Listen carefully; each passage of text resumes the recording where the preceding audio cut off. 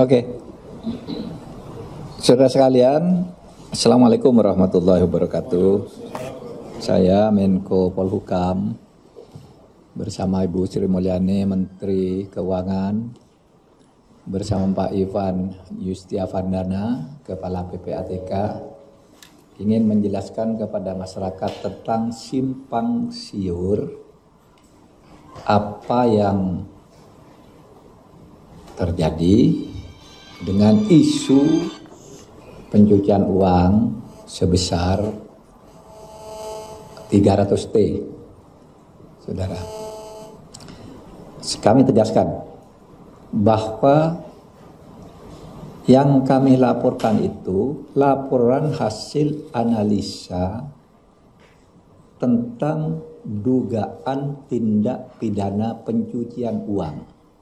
Berkali-kali saya katakan, ini bukan laporan korupsi, tapi laporan tentang dugaan tindak pidana pencucian uang yang menyangkut pergerakan transaksi mencurigakan. Saya waktu itu sebut 300 T.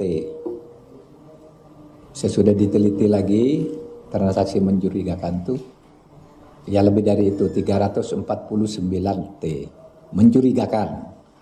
Dan saudara harus tahu bahwa tindak pidana pencucian uang itu sering menjadi besar karena itu mengangkut kerja intelijen keuangan. Uang yang sama mungkin berputar 10 kali secara aneh, itu mungkin dihitungnya hanya 2 atau 3 kali. Padahal perputarannya 10 kali. Misalnya saya kirim uang ya, mencurigakan ke Ivan. Ivan ngirim ke sekretarisnya, sekretarisnya ngirim ke sana, kirim ke saya lagi. Uang yang sama. Itu tetap dihitung sebagai perputaran uang aneh. Nah itulah yang disebut tindak pidana pencucian uang. Jadi jangan berasumsi bahwa wah Kementerian Keuangan korupsi 349 T. Enggak, ini transaksi mencurigakan dan itu banyak juga melibatkan dunia luar, orang yang punya sentuhan-sentuhan dengan mungkin orang Kementerian Keuangan. Tetapi yang banyak itu kan mereka. Dan ini kalau pencucian uang itu artinya kan begini. Meliputi 1, kepemilikan saham pada perusahaan atas nama keluarganya. Kepemilikan aset berupa barang bergerak maupun tidak bergerak atas nama pihak lain. Membentuk perusahaan cangkang. Mengelola hasil kejahatan sebagai upaya agar keuntungan operasional perusahaan itu menjadi sah. Kemudian menggunakan rekening atas nama orang lain untuk menyimpan hasil kejahatan. Ini saudara, saya korupsi tapi mau cuci uang. Saudara buka rekening atas nama saudara. Berapa? 10 miliar. Tapi ATM-nya diberikan ke saya dengan segala PIN-nya. Saudara nggak bisa ambil uang itu, saya bisa ambil sewaktu-waktu, tapi tanggung jawab secara akuntansi ada di tangan saudara. Nah itu pencucian uang. Jadi banyak ya. Lalu menyembunyikan hasil kejahatan dalam SDB, Safe Deposit Box, atau tempat lain. Nah itu semua yang harus dilacak. Oleh sebab itu menjadi besar, dan laporan resmi mungkin 56 miliar, tapi kok sesudah dilacak nih pergerakan uangnya ada 500 miliar gitu. Nah itu pencucian uang. Tapi itu sekali lagi itu tidak selalu berkaitan dengan pegawai di Kementerian Keuangan. Itu mungkin yang ngirim siapa, yang ini siapa, dan seterusnya, dan itu bukan uang negara. Nah saudara, oleh sebab itu dari penjelasan itu secara singkat ingin saya sampaikan. Tadi akan disampaikan oleh Bu Sri Mulyani, tapi saya ingin menyampaikan kesepahaman kami bersama bahwa yang kita bicarakan itu, yang saya dan Pak Ivan PPATK sampaikan dan Bu Sri Mulyani juga mengomentari, menjawab bahwa ini adalah laporan pencucian uang. Laporan tindak pidana pencucian uang. Ya. Memang jumlahnya besar. Karena itu tadi menyangkut orang luar, menyangkut tindak pidana di luar, tapi ada kaitan dengan dalam. Nah, untuk itu kami tadi bersepakat begini. Satu, Kementerian Keuangan akan melanjutkan untuk menyelesaikan semua LHA. LHA itu laporan hasil analisis yang diduga sebagai tindak pidana pencucian uang dari PPATK, baik yang menyangkut pegawai di lingkungan Kementerian Keuangan maupun pihak lain, seperti yang telah dilakukan oleh Direktorat Jenderal Pajak yang telah berhasil menambah penerimaan negara dari sektor pajak sekitar 7,08 triliun dan dari Direktorat Jenderal Bea Cukai sebesar 1,1 triliun. Jadi misalnya PPATK lapor nih ada kasus, Anda kok pajaknya cuma tulis 10 miliar padahal seharusnya 15 miliar. Menteri Keuangan selama ini langsung pakai yang PPATK. Oh ini 15 miliar, dihitung lagi bayar kalau benar. Kalau enggak benar ya tidak bayar. Nah, dari hasil tindak lanjut yang dilakukan oleh Menteri Keuangan, Kementerian Keuangan, dua Direktorat Jenderal ini sudah mencapai 8,2 triliun tadi. Pajak 7,08 triliun, kepabeanan 1,1 triliun. Nah, kesepakatan berikutnya. Apabila nanti dari laporan pencucian uang itu ditemukan alat bukti terjadinya tindak pidana, maka LH tersebut akan ditindaklanjuti dengan proses hukum oleh Kementerian Keuangan sebagai penyidik tindak pidana asal. Ya. Jadi nanti Kementerian Keuangan akan menindaklanjuti, korupsinya sudah oke, sudah selesai. Tapi sudah ada yang masuk penjara, uangnya udah dirampas, sudah itu. Tapi ini tindak pidana pencucian uangnya ini akan ditindaklanjuti, yang mana ditemukan alat bukti nanti akan disidik oleh Kementerian Keuangan sebagai penyidik, PPNS penyidik di bidang pajak dan kepabeanan. Atau mungkin saja nanti diserahkan ke aparat penegak hukum lainnya, penyidik lainnya, yaitu polisi atau jaksa atau KPK. Itu kesepakatannya. Saudara, Komite Koordinasi Nasional Pencegahan dan Pemberantasan Tindak Pidana Pencucian Uang akan melakukan evaluasi terhadap LHA yang diduga TPPU dan telah dikirim oleh PPATK kepada aparat penegak hukum untuk mengoptimalkan penerapan Undang-Undang Nomor 8 Tahun 2010 tentang tindak pidana pencegahan tindak pidana pencucian uang. Jadi beginilah, memberantas korupsi itu lebih gampang kalau mau. Korupsi ini ukurannya jelas, merugikan keuangan negara, memperkaya diri sendiri, melawan hukum, itu udah korupsi. Memperkaya diri sendiri atau orang lain atau korporasi itu udah korupsi. Tapi pencucian uang lebih bahaya. Kalau saya korupsi, nerima suap 1 miliar, di penjara selesai, itu gampang buktinya. Tapi bagaimana uang yang masuk ke istri saya? Itu mencurigakan, dilacak oleh Kementerian, oleh PPATK. Bagaimana dengan sebuah perusahaan atas namanya itu tidak beroperasi, misalnya warung makan tidak beroperasi, tapi omsetnya 100 miliar. Padahal nggak ada yang beli, nggak ada yang jaga juga, hanya ada nama mak warung. Nah itu yang disebut diduga ya. Saya katakan sejak awal, diduga pencucian uang, dan ini bukan korupsi, tapi pencucian uang dalam dugaan. Nah saudara, kita membuat undang-undang tindak pidana pencucian uang itu dalam rangka itu mencari yang lebih besar dari korupsi, karena itu sebenarnya itu lebih besar kalau diburu, bisa lebih besar dari hasil pidana korupsi pokoknya gitu loh. Nah ini bagian dari yang dilakukan oleh PPATK sesuai dengan tugas undang-undang. Saya ketua komite, Bu Sumilyani anggota, Menteri Pak Airlangga Hartarto perekonomian juga wakil, dan seterusnya, semuanya berkewajiban melaksanakan ini. Jadi saya kira dari sini sudah jelas ya, dari sini sudah jelas. Demikian dari saya persilakan Bu Sri Mulyani untuk menjelaskan lebih lanjut. Silakan Bu. Terima kasih Pak Menko. Polhukam Pak Mahfud. Pertama saya ingin menyampaikan bahwa selama ini kami Kementerian Keuangan dengan PPATK dan Pak Menko sebagai ketua tim, kita bekerja dan memiliki komitmen yang sama untuk memerangi dan memberantas tindak pidana pencucian uang maupun korupsi.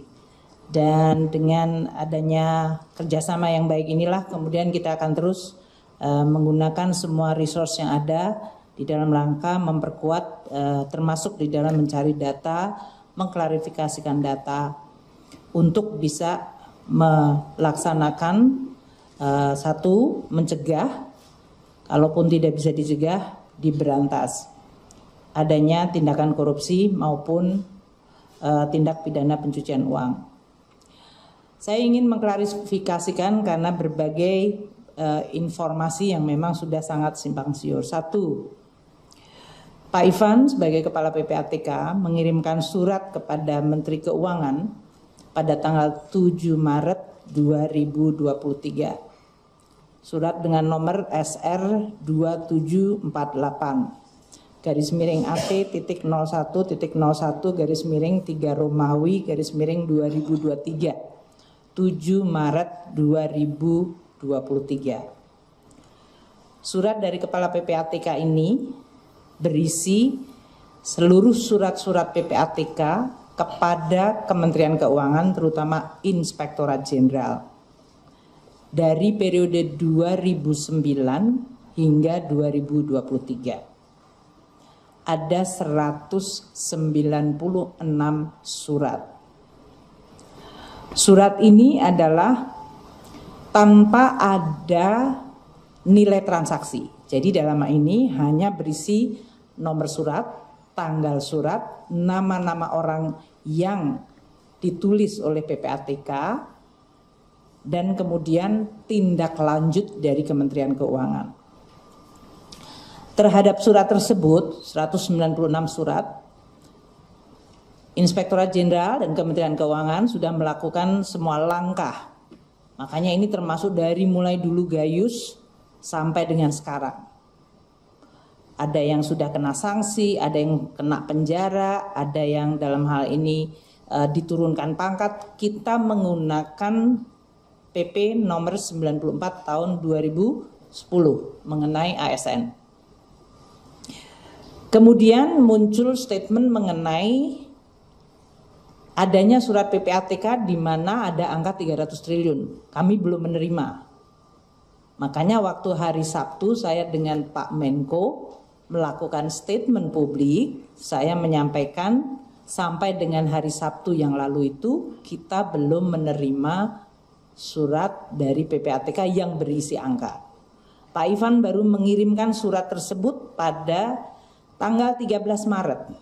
Jadi waktu saya dengan Pak Menko menyampaikan di Kementerian Keuangan adalah tanggal 11 Maret. Itu kita belum menerima. Kami baru menerima surat kedua dari Kepala PPATK nomor SR garis miring 3160 garis miring AT.0101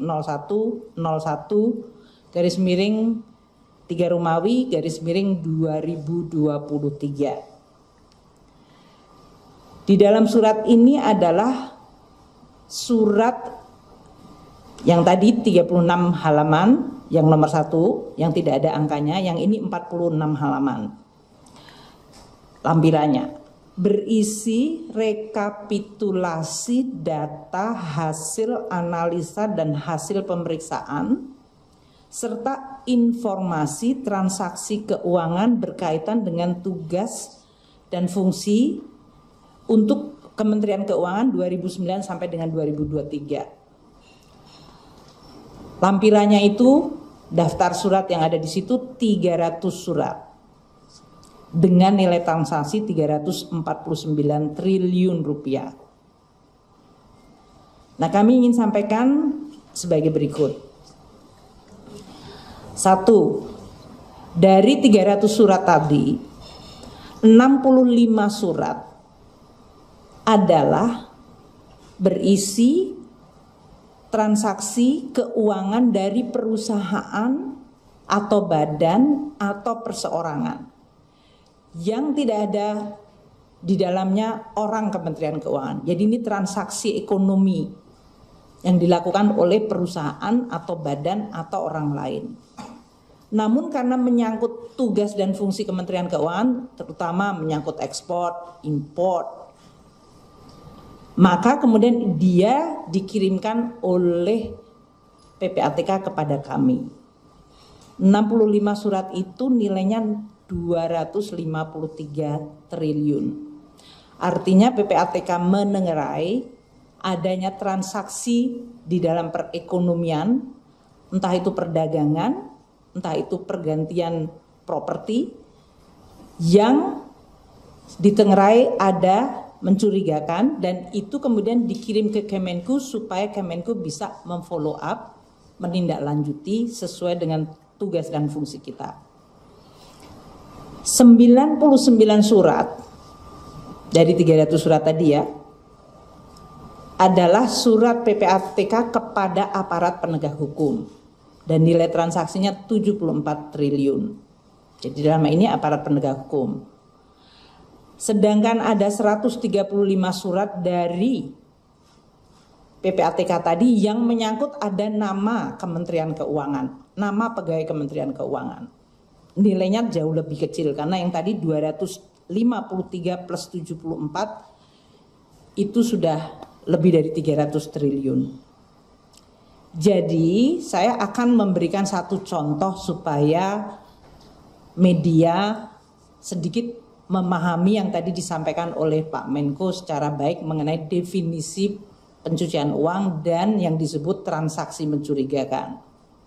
Satu surat yang sangat menonjol dari PPATK ini adalah surat nomor 205 garis miring PR.01 2020. Dikirimkan pada bulan Mei, 19 Mei 2020, pas tengah-tengah COVID kita.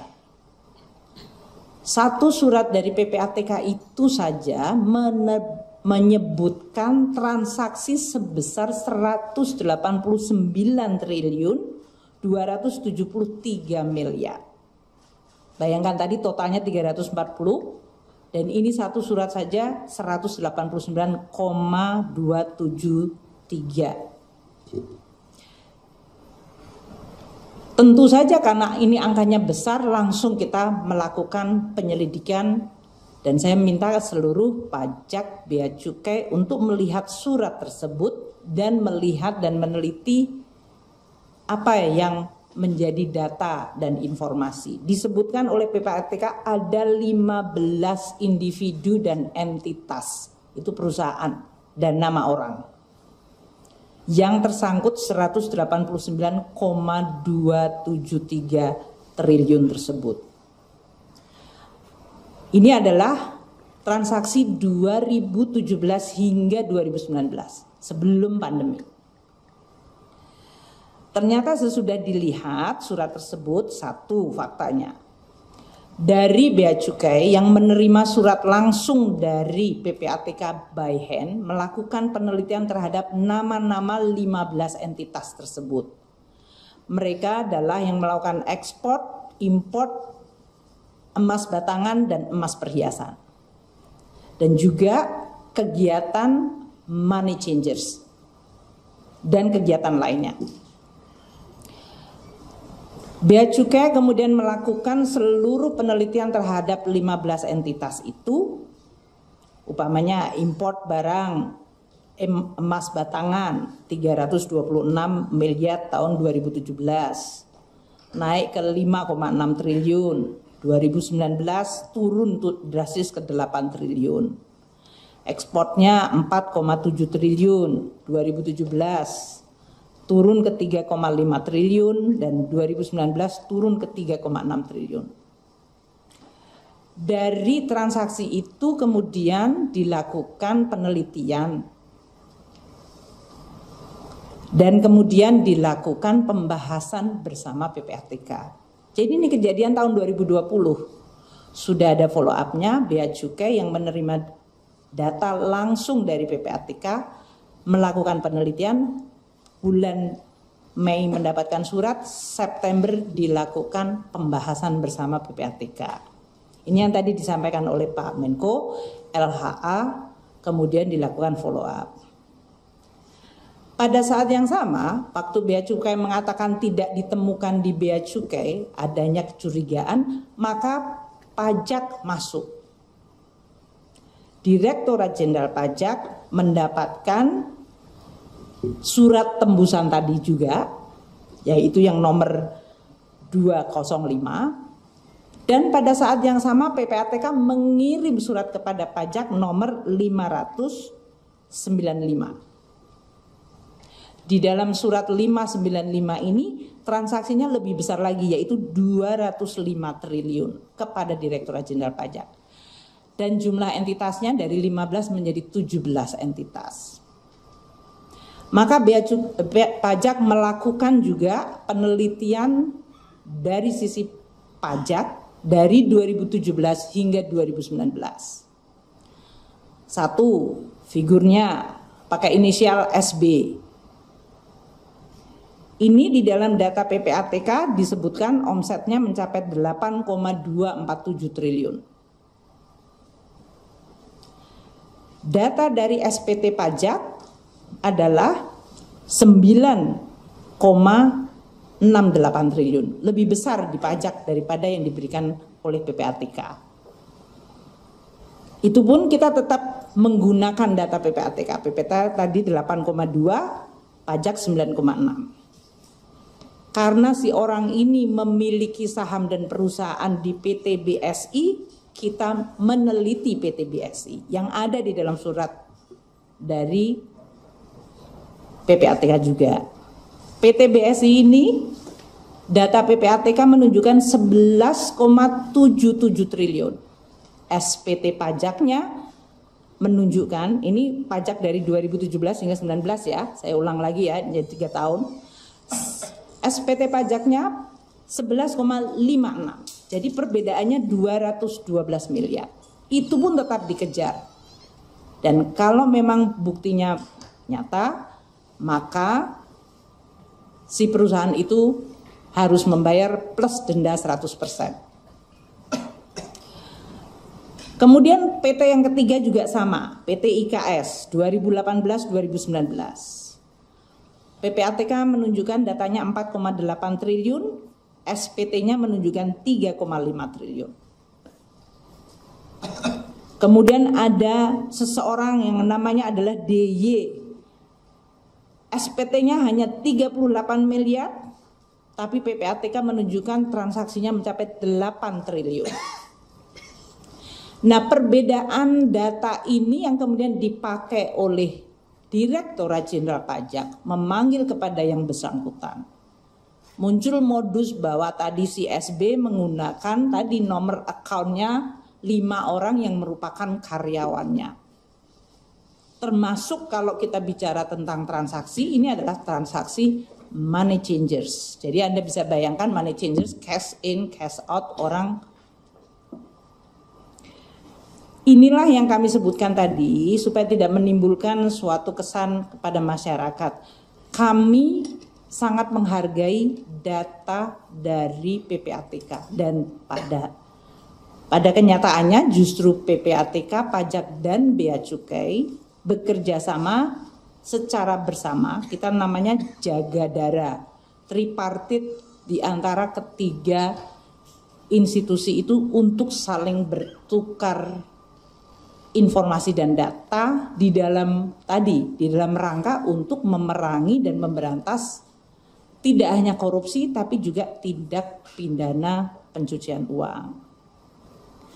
Tadi telah disampaikan oleh Pak Menko bahwa dalam kondisi itu di Kementerian Keuangan, Direktorat Jenderal Pajak sudah dilakukan 17 kasus tindak pidana pencucian uang yang tadi menghasilkan 7,88 triliun rupiah penerimaan negara. Dan bea cukai ada 8 kasus tindak pidana pencucian uang yang menghasilkan 1,1 triliun. Nah, surat dari PPATK tersebut yang berkaitan dengan internal Kemenku katakanlah oknum atau pegawai Kemenku. Dari mulai Gayus dulu disebutkan, Gayus itu jumlahnya 1,9 triliun sudah dipenjara. Kemudian ada lagi Saudara Angin Prayitno, itu disebutkan transaksinya 14,8 triliun oleh PPATK. Itu juga sudah dipenjara. Aparat penegak hukum melakukan dan menyelidiki dan terus melakukan langkah-langkah dari sisi penegakan hukum. Kami bekerja sama dengan APH dan juga dengan PPATK. Ini untuk menjelaskan kepada publik bahwa Kementerian Keuangan tidak akan berhenti tadi. Bahkan kami secara proaktif minta kepada PPATK untuk menjalankan tugas menjaga keuangan negara. Jadi dalam hal ini, sebagian dari surat-surat dari Pak Ivan kepada kita itu sebetulnya adalah surat yang kami mintakan. Mohon mendapatkan informasi dari PPATK mengenai entitas ini, mengenai transaksi ini. Jadi kita yang aktif. Sebagian lagi adalah dari PPATK aktif menyampaikan kepada kami.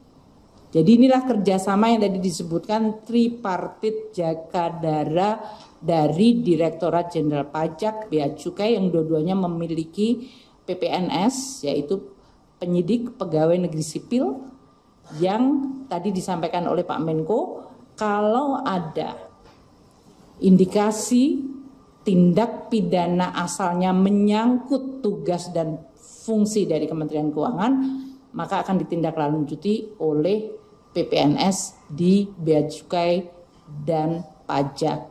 Sehingga sama seperti dengan 17 kasus dan 8 kasus tadi, kita bisa merecover. Saya berterima kasih kepada Pak Menko yang memberikan perhatian sangat besar kepada kami Kementerian Keuangan untuk meyakinkan bahwa kita terus menjalankan tugas sesuai dengan komitmen kita. Tata kelola yang baik, memerangi korupsi dan memerangi tindak pidana pencucian uang. Seperti tadi disampaikan, apabila ada bukti baru lagi, adanya data baru, kami akan terus menindaklanjuti. Apakah berhubungan dengan pegawai Kemenku atau tidak, dua-duanya tetap sama. Kalau dia berhubungan dengan pegawai Kemenku, maka kita akan lakukan tindakan tegas sesuai dengan peraturan pegawai negeri yang sudah diatur. Apabila tidak menyangkut kami, tapi itu adalah menyangkut pendapatan negara, kami akan melakukan pengejaran sehingga hak keuangan negara bisa kita jaga. Apabila dia menyangkut korupsi atau yang lain dengan aparat penegak hukum, kami juga akan bekerja dengan aparat penegak hukum. Itu yang kita akan sampaikan kepada seluruh publik. Tentu sebagian dari data-data nanti Pak Ivan bisa menyampaikan, namun tadi yang saya ingin memberikan ilustrasi dari 345, 189 hanya satu surat dan saya sudah sampaikan cukup detail bagaimana karakter dari informasi dan penanganan dari Bea Cukai maupun pajak terhadap informasi PPATK tersebut. Terima kasih Pak Menko dan terima kasih kepada seluruh media. Cukup ya? Ya. Terima kasih Bu ya. Sampai lagi. Pak, boleh nanya nih Pak? Terima kasih banyak. Ya. Tanya jawab. Tanya jawab Pak. Tanya jawab. Tanya jawab Pak. Tanya jawab Pak.